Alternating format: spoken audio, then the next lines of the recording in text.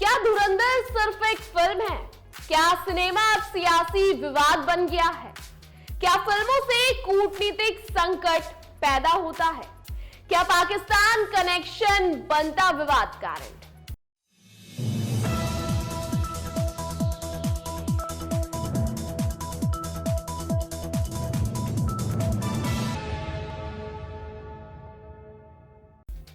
क्या है पूरी खबर, बताते हैं आपको विस्तार से।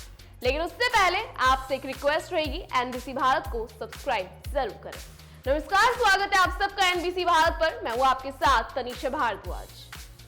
कराची की फिजा में शुक्रवार को अचानक सिनेमा नहीं, सियासत और अदालत की गूंज सुनाई। वजह बनी एक भारतीय फिल्म धुरंधर। पर्दे पर कहानी चल रही थी और असल जिंदगी में कानून का ड्रामा शुरू हो गया। कराची की एक अदालत में इस फिल्म के खिलाफ बकायदा याचिका दायर कर दी गई। आरोप इतने गंभीर लगे जैसे कोई फिल्म नहीं बल्कि किसी देश की संप्रभुता पर हमला कर दिया गया हो। याचिका में कहा गया कि फिल्म में पाकिस्तान की पूर्व प्रधानमंत्री बेनजीर भुट्टो की तस्वीरें, पाकिस्तान पीपल्स पार्टी झंडा और पार्टी रैलियों के फुटेज बिना अनुमति इस्तेमाल किए गए हैं। मतलब साफ है, कैमरा चला और विवाद अपने आप एक्टिव हो गया। यही बात खत्म नहीं होती। आरोप यह भी है कि फिल्म ने पीपीपी को आतंकवाद का समर्थन करने वाली पार्टी के तौर पर दिखाया है। अब राजनीति और आतंकवाद, ये दो शब्द अगर हम एक ही वाक्य में ले आए तो अदालतों के दरवाजे अपने आप खुल जाते हैं। इस याचिका को दायर किया है पीपीपी के कार्यकर्ता मोहम्मद आमिर ने। जगह है कराची का district and session court. Aamir साहब का कहना है कि फिल्म सिर्फ मनोरंजक के लिए नहीं बनी बल्कि नफरत फैला रही है, उकसा रही है और पाकिस्तान की छवि को नुकसान पहुंचा रही है। याचिका की मांग भी कोई छोटी मोटी नहीं है। इसमें कहा गया है कि फिल्म के निर्देशक, निर्माता, कलाकार और प्रचार से जुड़े हर शख्स के खिलाफ एफआईआर दर्ज होनी चाहिए।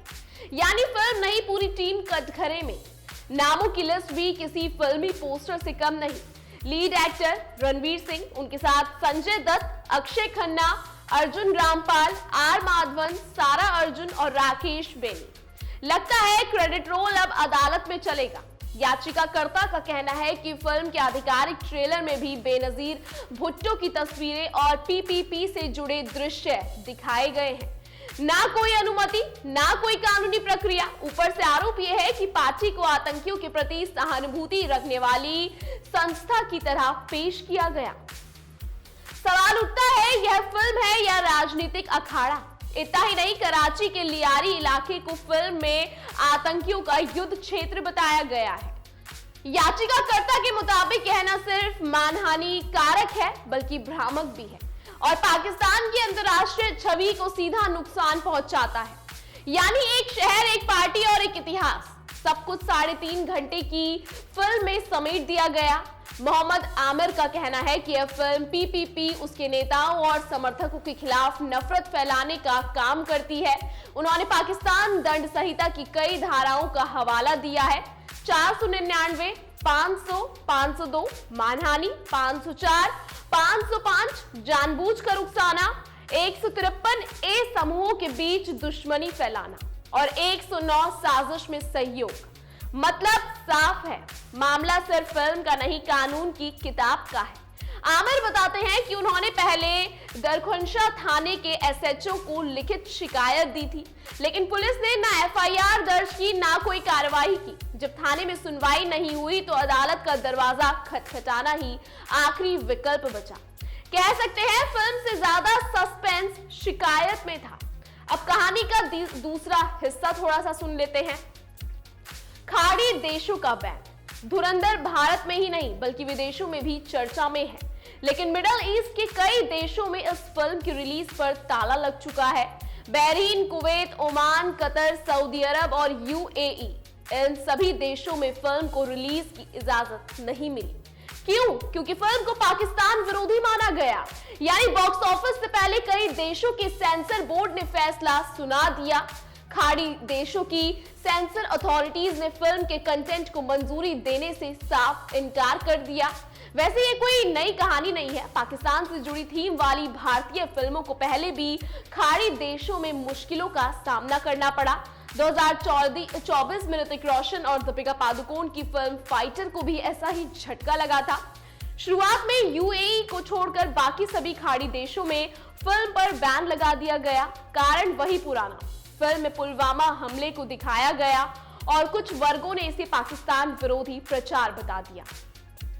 हालत यह हुई कि रिलीज के एक दिन बाद ही यूएई में भी फिल्म सस्पेंड कर दी गई। इसी साल अक्षय कुमार की स्काई फोर्स और जॉन अब्राहम की डिप्लोमेट को भी पाकिस्तान से जुड़े कंटेंट की वजह से कई मिडिल ईस्ट देशों में बैन झेलना पड़ा।